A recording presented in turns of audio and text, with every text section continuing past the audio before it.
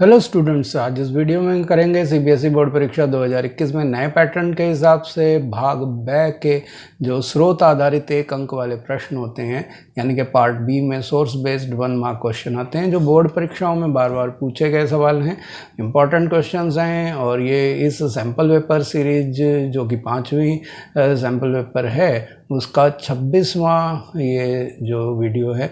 इससे पहले वाले 25 वीडियो आपने नहीं देखे हैं तो डिस्क्रिप्शन में जाकर लिंक पर देख सकते हैं, और आप चाहें तो इसको सैम्पल पेपर के नाम से जो प्लेलिस्ट है चैनल पे उसमें भी जाके सर्च कर सकते हैं। तो शुरू करते हैं वीडियो का। तो निम्नलिखित गद्यांश को पढ़कर नीचे दिए गए प्रश्नों के उत्तर आपको देने हैं, यानी कि read the following passage and answer the questions given below. तो इसका शीर्षक है नमक सत्याग्रह क्यों, यानी कि वाई सॉल्ट सत्याग्रह। तो गद्यांश इस प्रकार है कि नमक विद्रोह का प्रतीक क्यों था। इसके बारे में महात्मा गांधी ने लिखा है कि प्रतिदिन प्राप्त होने वाली सूचनाओं से पता चलता है कि कैसे अन्यायपूर्ण तरीके से नमक कर को तैयार किया गया है। बिना कर जो कभी कभी नमक के मूल्य का 14 गुना तक होता है, यानी कि जो कर जो लगता था वो नमक के मूल्य का 14 गुना तक होता था। तो उस बिना कर को अदा किए जो है नमक का प्रयोग नहीं किया जा सकता था। तो उसको रोकने के लिए सरकार ने उस नमक को जिसे वह लाभ पर नहीं बेच पाती थी नष्ट कर देती थी।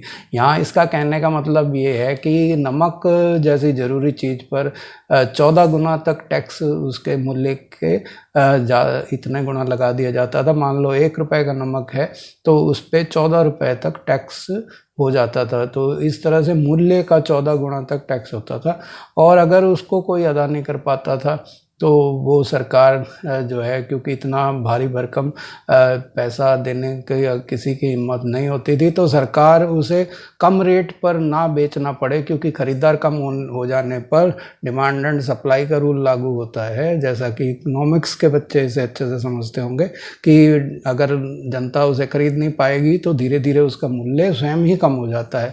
तो इस मूल्य को रोकने के लिए कि मूल्य घट ना जाए, इसीलिए सरकार उसे लाभ पर ना बेच पाती थी तो वो उसको नष्ट कर देती थी ताकि कीमतें गिरने ना, ताकि उतना ही माल बिके जितना बाजार में ज़्यादा पैसे देके लोग खरीद सकते थे। बाकी का शेष जो नमक था वो नष्ट कर देती थी। अतः यह राष्ट्र की अत्यधिक महत्वपूर्ण आवश्यकता पर कर लगाती है। यह जनता को उत्पादन से रोकती है और प्रकृति ने जिसे बिना किसी श्रम के उत्पादित किया है उसे नष्ट कर देती है। तो यहाँ ये बात स्पष्ट कर देते हैं कि ये राष्ट्र की, क्योंकि ये सबसे महत्वपूर्ण वस्तुओं में आती है, रसोई में प्रयोग होने वाली वस्तु है नमक। तो जनता जो है उसको स्वयं भी बना सकती थी। नमक का वाष्पीकरण, समुद्र के पानी का, खारे पानी का वाष्पीकरण करके नमक उत्पादन वो स्वयं भी करते थे, और प्रकृति में भी जो नमक, सेंधा नमक वगैरह मिलता है उसका वो उत्पादन कर सकते थे। तो उनको भी जो प्रकृति ने बिना किसी मेहनत के जो उत्पादित किया उसको वो नष्ट कर देती थी। यानी कि प्रकृति बिना किसी मूल्य लिए जिस चीज़ को आम जनता तक पहुंचाने के लिए संकल्पित थी उस चीज़ को जो है ये नष्ट कर रहे थे। अतः किसी भी वजह से किसी चीज़ को स्वयं प्रयोग ना कर पाने और अन्य को भी इसका प्रयोग ना करने देने तथा ऐसे ही उस चीज़ को नष्ट कर देने की इस अन्यायपूर्ण नीति को किसी भी विशेषण द्वारा नहीं बताया जा सकता है। यहाँ गांधी जी लिखते हैं कि जो इस तरह से अगर हम खुद किसी चीज़ को प्रयोग नहीं कर सकते या फिर उसको लाभ कमाने के लिए प्रयोग में नहीं ला सकते उस वस्तु को, तो ऐसे में उस चीज़ को नष्ट कर देना जो है ये एक अन्यायपूर्ण नीति थी, और इसे किसी भी विशेषण के द्वारा बताया नहीं जा सकता। या यूँ कह सकते हैं कि इसको बयान करने के लिए शब्द नहीं है कि किस तरह से इस घृणित कार्य को व्यक्त किया जा सके। तो विभिन्न स्रोतों से मैं भारत के सभी भागों में इस राष्ट्रीय संपत्ति को बेलगाम ढंग से नष्ट किए जाने की कहानियाँ सुन रहा हूँ। तो गांधी जी कह रहे हैं कि देश के अलग अलग हिस्सों से इस तरह से ये जो राष्ट्र की धरोहर है, राष्ट्रीय संपत्ति है, उसको बेलगाम का मतलब होता है बिना रोक टोक के नष्ट किया जा रहा है। तो ऐसी कहानियाँ सुनने में आ रही हैं अलग अलग हिस्सों से देश के। तो टनों ना सही, यानी 1 टन जो है 10 क्विंटल के बराबर होता है, 1000 किलोग्राम। तो वो कह रहे हैं टनों के हिसाब से ना सही, पर मण जो कि 40 किलो के बराबर होता है, तो मणों के हिसाब से नमक जो है वो कोंकण तट पर नष्ट किया गया बताया गया है। तो कोंकण का जो समुद्री तट है वहाँ पर मणों के हिसाब से गांधी जी कह रहे हैं कि नमक को सिर्फ इसलिए नष्ट कर दिया गया कि आम जनता उसको प्रयोग में ना लाए और ना ही जो है उसका नमक के मूल्य गिर पाएँ, इसीलिए सरकार द्वारा उसे नष्ट कर दिया गया था। तो दांडी से भी इस तरह की बातें पता चली हैं। तो दांडी जो गुजरात में है, जहाँ के लिए गांधी जी ने दांडी मार्च किया था, वहाँ पर भी ऐसी बातें पता लगी थी, क्योंकि वहाँ पर भी प्राकृतिक रूप से नमक जो है वो समुद्र के पानी से अब बनाया जाता था। तो वहाँ पर भी इस तरह से नमक को नष्ट करने की बातें पता चली थी।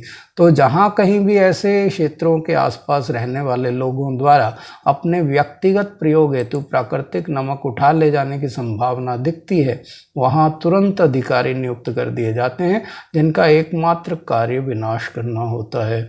तो इसका मतलब ये है कि अगर सरकार को कहीं से भी, अंग्रेज सरकार को ये पता लग जाए कि यहाँ पर लोग जो है अपने पर्सनल यूज़ के लिए या अपने व्यक्तिगत प्रयोग के लिए, घरेलू उपयोग के लिए, ना कि व्यापारिक रूप, व्यापारिक तो सरकार कर रही थी, जनता जो उसे अपने निजी प्रयोग के लिए भी अगर ले जाना चाहती थी प्राकृतिक नमक को, तो वो जो है जैसे ही उन्हें पता लगता था कि वहाँ पर नमक बन रहा है, तो वहाँ पर तुरंत जो है अधिकारी भेज दिए जाते थे और वो जो है उसको कब्जा कर में अपने नमक को ले लेते थे और उसे तुरंत ही नष्ट कर देते थे ताकि कोई उसे उठा कर ना ले जाए। तो इस प्रकार बहुमूल्य राष्ट्रीय संपदा को राष्ट्रीय खर्चे से ही नष्ट किया जाता है और लोगों के मुंह से नमक छीन लिया जाता है। तो जो ये नमक जो बहुमूल्य राष्ट्रीय संपदा है, इसे राष्ट्रीय खर्चे पर ही नष्ट करने का मतलब ये है कि सरकार जो है उस पे अधिकारियों को नियुक्त करके जो उनके ऊपर खर्चा करती है, वो भी एक राष्ट्र का ही एक खर्चा होता है, नुकसान होता है। तो हमारे देश से पैसा कमाकर हमारे देश में इस तरह से अधिकारी नियुक्त किए जाते हैं जो हमारी जनता के मुंह से ही नमक जैसी ज़रूरी चीज़ छीन लेते हैं। तो इस तरह से वो कह रहे हैं कि हमारे राष्ट्रीय खर्चे पर ही हमारी राष्ट्रीय बहुमूल्य संपदा को जो है नष्ट किया जा रहा है। तो नमक एकाधिकार इस तरह से चौतरफा अभिशाप है, यानी कि चारों तरफ से किसी भी तरीके से इसको देख लो कि नमक पर जो एकाधिकार सरकार ने कर लिया था कि हम ही मोनोपोली चलाएंगे, हम अपने हिसाब से नमक को बेचेंगे और जिस मर्जी कीमत पर बेचेंगे और जहाँ मर्जी बेचेंगे। तो हर तरीके से ये जो है ये जनता के लिए एक अभिशाप था। तो यह लोगों को बहुमूल्य सुलभ ग्राम उद्योग से वंचित करता है, यानी कि गांव में जो लोग हैं स्वयं ही नमक का उत्पादन कर लेते थे, तो एक सुलभ जो ग्राम उद्योग है उससे भी वंचित कर रहा था और प्रकृति द्वारा बहुतायत में उत्पादित संपदा का यह अतिशय विनाश करता है और अधिक राष्ट्रीय खर्च भी करता है, क्योंकि उसे विनाश करने के लिए, उसको नष्ट करने के लिए भी हमारे देश के धन का ही दुरुपयोग किया जा रहा था। तो खर्चा भी हमारा अधिक हो रहा है और हमारी ही संपदा को नष्ट किया जा रहा है। चौथा और इस मूर्खता का चरमोत्कर्ष भूखे लोगों से 1000% से अधिक उगाही है, यानी कि 10 गुना से भी अधिक, 1000% का मतलब होता है 10 गुना से भी अधिक मात्रा में उनसे उगाही करना, इतने अधिक मूल्य पर बेचना, ये एक चरमोत्कर्ष था उनकी मूर्खतापूर्ण कार्य का। तो सामान्य जन की उदासीनता के वजह से ही लंबे समय से यह कर अस्तित्व में बना रहा है, यानी कि लोगों का इस तरफ से उदासीन थे लोग, क्योंकि नमक पर कर बहुत लंबे समय से चल रहा था, लेकिन लोगों की उदासीनता की वजह से इस कर को हटाया नहीं जा सका और ये अभी तक चल रहा था। तो आज जनता पर्याप्त रूप से जाग चुकी है, अतः इस कर को समाप्त करना ही होगा। कितनी जल्दी से ख़त्म कर दिया जाएगा यह लोगों की क्षमता पर निर्भर करता है। तो यहाँ अब आपको 4 प्रश्न इस गद्यांश पे पूछे जाएंगे जिनमें से आपको 3 का उत्तर देना है। तो पहला जो क्वेश्चन है, क्वेश्चन नंबर 17 का पहला पार्ट क्वेश्चन का है, वो यह है कि उपयुक्त गद्यांश में गांधी जी के किस संग्रह पुस्तक से इसको लिया गया है, निम्नलिखित में से चयन कीजिए। यानी कि यहाँ जो कुछ पुस्तकें दी गई हैं या संग्रह दिए गए हैं उनमें से आपको बताना है कि ये किस में से गद्यांश को लिया गया है। ए है the collected works of Mahatma Gandhi, B है हरिजन, सी है माई एक्सपेरिमेंट विद ट्रुथ और डी है उपर्युक्त में से कोई नहीं। तो आपको बताना है ABCD में से कौन सा सही है। उसके लिए आपका समय शुरू हो रहा है अब।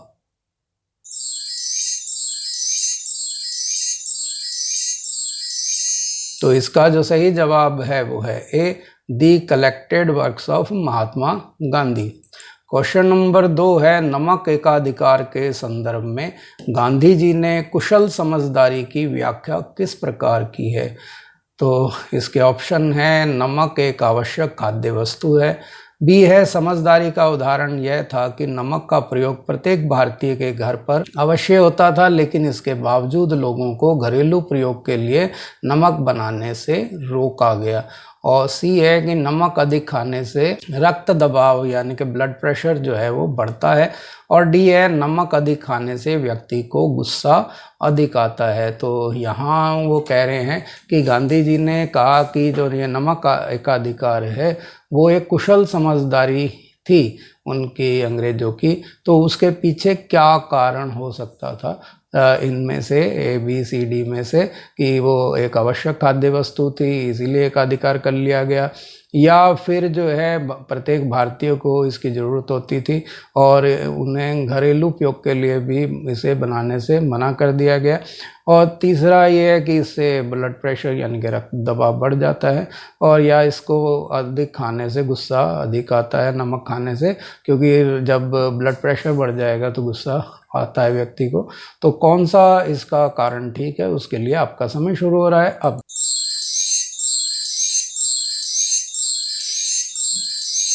तो इसका जो सही जवाब है वो है बी, यानी कि समझदारी का उदाहरण यह था कि नमक का प्रयोग प्रत्येक भारतीय के घर में अवश्य होता था लेकिन इसके बावजूद लोगों को घरेलू प्रयोग के लिए नमक बनाने से रोका गया।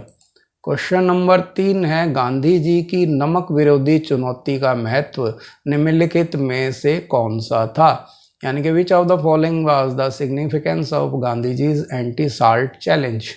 तो ऑप्शन ए है, गांधी जी अंग्रेजों के विरुद्ध असंतोष की भावना को संगठित करना चाहते थे, और बी है वह नमक सत्याग्रह के माध्यम से लोगों को संगठित करना चाहते थे क्योंकि वह सबके काम का पदार्थ था, और सी है गांधी जी इसके माध्यम से जन साधारण को एक संगठन में बांध कर रखना चाहते थे क्योंकि साधारण व्यक्ति एक विशेष प्रश्न पर जिससे सभी प्रभावित हों जल्दी संगठित हो जाता है, और डी है उपर्युक्त सभी।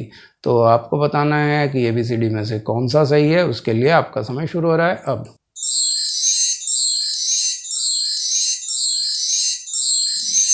तो इसका जो सही जवाब है वो है सी, गांधी जी इसके माध्यम से जन साधारण को एक संगठन में बांध कर रखना चाहते थे क्योंकि साधारण व्यक्ति एक विशेष प्रश्न पर जिससे सभी प्रभावित हों जल्दी संगठित हो जाता है, यानी कि जो एक कॉमन सबके लिए परेशानी का कारण हो सकता है कि सभी व्यक्ति जिससे प्रभावित होते हैं उस मुद्दे पर लोग जो हैं जल्दी से संगठित हो जाते हैं। इसलिए गांधी जी चाहते थे कि ये नमक एक ऐसा मुद्दा है जो अमीर गरीब और हर धर्म जाति आदि के लोगों द्वारा प्रयोग की जाने वाली एक सामान्य वस्तु है और ये आवश्यक वस्तु भी है। तो इसीलिए इस मुद्दे पर अगर देश को संगठित किया जाए तो ये आसानी से इस तरह से राष्ट्रीयता की भावना और स्वतंत्रता की प्राप्ति के लिए ये जरूरी जो संगठन है वो इस आंदोलन द्वारा जुटाया जा सकता था। क्वेश्चन नंबर 4 है, नमक सत्याग्रह किस यात्रा के साथ प्रारंभ किया गया था, यानी कि with which journey was the salt Satyagraha started. तो ऑप्शन ए है जगन्नाथ यात्रा, बी है साबरमती यात्रा, सी है दांडी यात्रा और डी है अमरनाथ यात्रा। तो आपको बताना है ABCD में से कौन सा उत्तर ठीक है। तो उसके लिए आपका समय शुरू हो रहा है अब।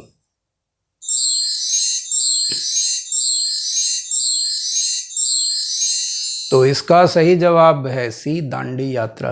तो दांडी यात्रा के द्वारा जो है नमक सत्याग्रह को शुरू किया गया था, जिसमें गांधी जी साबरमती आश्रम से दांडी के लिए अपने साथियों के साथ पैदल मार्च के लिए गए थे। ये क्वेश्चन नंबर 18 एक चित्र आधारित प्रश्न है, जिसमें 3 प्रश्न एक साथ पूछे गए हैं।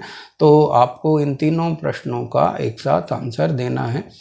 तो 3 अंक आपको इसके लिए मिल सकते हैं। तो निम्न चित्र किस नेता का है, कब का है और किस जगह का है, यानी कि which leader is the following picture, when and from what place. तो आपको ये बताना है इस चित्र को ध्यान से देखकर कि इस चित्र में दिखाई देने वाले ये नेता कौन है और ये चित्र किस जगह का है और किस समय का है। तो उसके लिए आपका समय शुरू हो रहा है अब।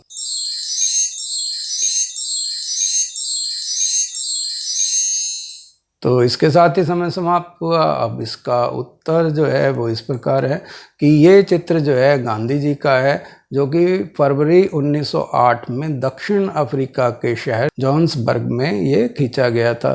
तो दक्षिण अफ्रीका के शहर जोहान्सबर्ग में फरवरी 1908 में गांधी जी का ये चित्र है, जब वो एक युवा वकील के रूप में एक व्यापारी का, स्थानीय व्यापारी का मुकदमा लड़ने के लिए दक्षिण अफ्रीका एक वकील के रूप में गए थे। क्वेश्चन नंबर 19 है कि निम्नलिखित गद्यांश को पढ़कर नीचे दिए गए प्रश्नों के उत्तर दीजिए। तो गद्यांश का शीर्षक है खंबात में एक चर्च, यानी कि चर्च इन खंबात।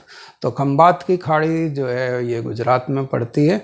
तो यह अंश 1598 में अकबर द्वारा जारी फरमान शाह यानी कि शाही आदेश से लिया गया है। चूँकि हमारे खास और पवित्र ध्यान में यह बात पहुंचाई गई है कि ईसा के पवित्र समाज के पादरी खंबात की खाड़ी जो कि गुजरात में है में एक प्रार्थना घर यानी कि इबादत खाना का निर्माण करना चाहते हैं।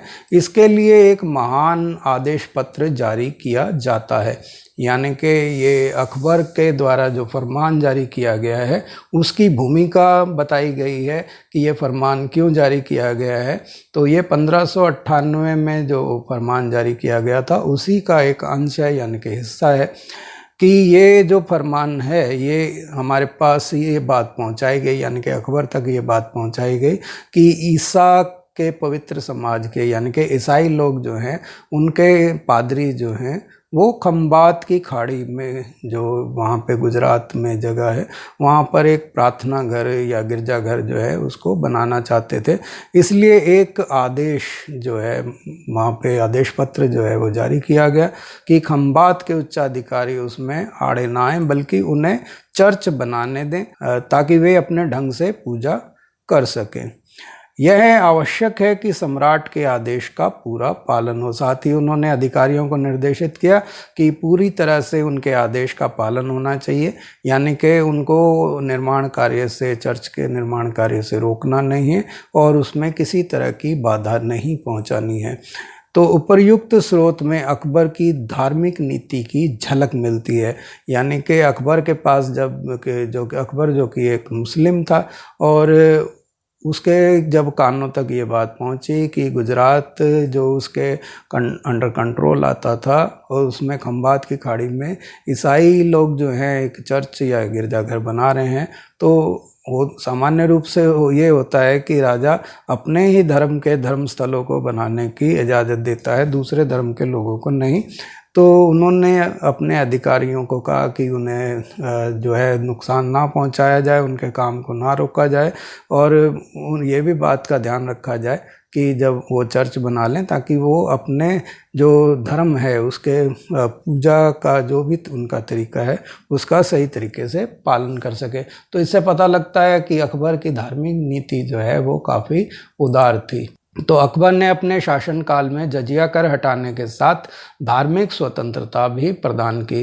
तो हिंदुओं के ऊपर एक कर लगाया जाता था जिसे जजिया कहते हैं, तो अकबर ने उस धार्मिक कर को हटा दिया और धार्मिक स्वतंत्रता लोगों को प्रदान की ताकि वो अपने अपने धर्म को बेखौफ होकर बिना किसी चिंता के अपना सकते हैं और उसका पालन कर सकते हैं। तो उसने धार्मिक यात्रा कर भी समाप्त कर दिया था, जो तीर्थ यात्रा कर था वो उसको भी उसने हटा दिया था। उपर्युक्त स्रोत में भी इसी नीति के लागू करने की बात कही गई है कि खंबात शहर में पादरियों को इबादत के लिए गिरजाघर बनाने दिया जाए और उनके रास्ते में किसी प्रकार की रुकावट ना डाली जाए। जैसा कि आप देख रहे हैं ये चर्च के बाहर लगा हुआ पत्थर है, तो इसमें साफ लिखा हुआ है the first construction of the unique house of God by emperor Akbar in 1599 AD। तो 1599 में अकबर के द्वारा जो है पहली बार इसका निर्माण कार्य इस गिरजाघर का करवाया गया था। तो ये यहाँ पर प्रथम पंक्ति में लिखा है। उसके बाद वाली पंक्तियों में बार बार जो इसका पुनरुद्धार किया गया उसके बारे में लिखा हुआ है। तो सबसे पहला जो निर्माण कार्य है 1599 ईस्वी में अकबर के द्वारा किया गया, ऐसा लिखा गया है। तो ये वहाँ पर पत्थर लगा हुआ है जो इस बात का सबूत है कि ये जो चर्च है वो अकबर ने ही बनवाया था। तो इस प्रकार अकबर ने समाज में बिना किसी भेदभाव के सबको धार्मिक स्वतंत्रता प्रदान की। तो पहला प्रश्न है, इसी प्रश्न के ऊपर क्वेश्चन नंबर जो 19 है कि अकबर के पास कौन सी बात पहुंचाई गई। तो what was conveyed to Akbar. तो ऑप्शन ए है ईसा के पवित्र समाज के पादरी खंबात की खाड़ी में एक प्रार्थना घर का निर्माण करना चाहते हैं, और दूसरा है कि खंबात की खाड़ी में हिंदू एक मंदिर बनवाना चाहते हैं, और ग है कि मुसलमान एक मस्जिद बनवाना चाहते हैं, और डी है उपर्युक्त में से कोई नहीं, यानी कि नन ऑफ द अबव। तो आपको बताना है कि वहाँ पर पादरी बनाना चाहते थे, हिंदू बनाना चाहते थे, मुस्लिम बनाना चाहते थे, या कोई भी नहीं बनाना चाहता था। तो क्या बात अकबर तक पहुँचाई गई थी, उसके लिए आपका समय शुरू हो रहा है अब।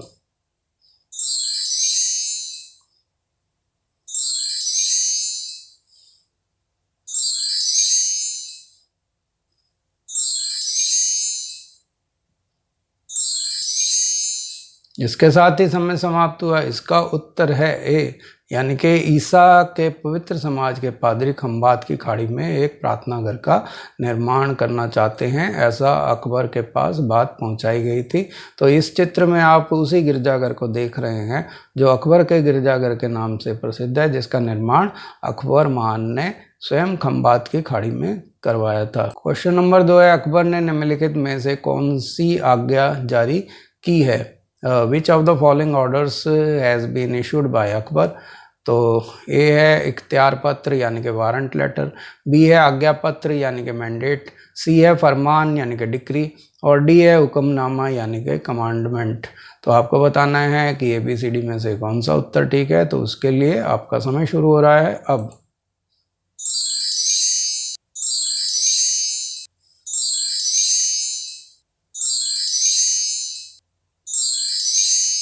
इसके साथ ही समय समाप्त हुआ। इसका जो सही उत्तर है वो है सी, फरमान यानी कि डिक्री।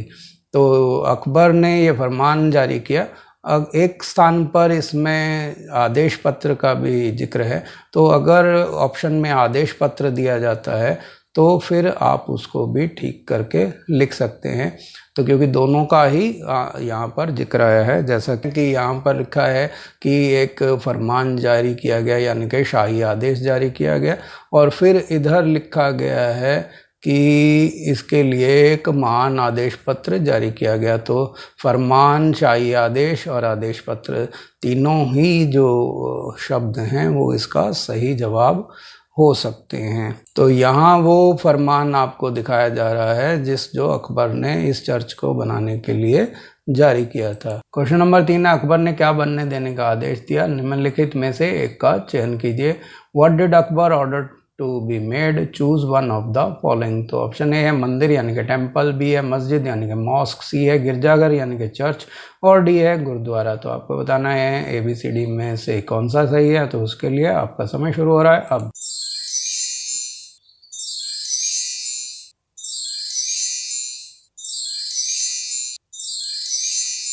इसके साथ ही समय समाप्त हुआ। इसका जो सही जवाब है वो है सी, गिरजाघर यानी कि चर्च। तो यहाँ पर वो गिरजाघर दिखाया गया है जिसे अकबर ने बनवाया था। अब आखिरी क्वेश्चन है इस प्रश्न का कि अकबर के शासनकाल के विषय में निम्नलिखित में से कौन सा कथन सही है, यानी कि which of the following statements regarding Akbar reason is correct. तो ऑप्शन ए है, समाज में बिना किसी भेदभाव के सबको धार्मिक स्वतंत्रता प्रदान की गई थी, यानी कि religious freedom was given to all without any discrimination in the society. B है, अकबर ने हिंदुओं पर जजिया कर लगाया, यानी कि अकबर इम्पोज जजिया टैक्स ऑन हिंदूज। सी है, अकबर ने सब पर तीर्थ यात्रा कर लगाया, यानी कि Akbar imposed a pilgrim tax on everyone. और डी है, अकबर ने जैनियों पर कर लगाया, यानी कि Akbar imposed a tax on the Jains. तो आपको बताना है कि इनमें से कौन सा कथन सही है, उसके लिए आपका समय शुरू हो रहा है अब।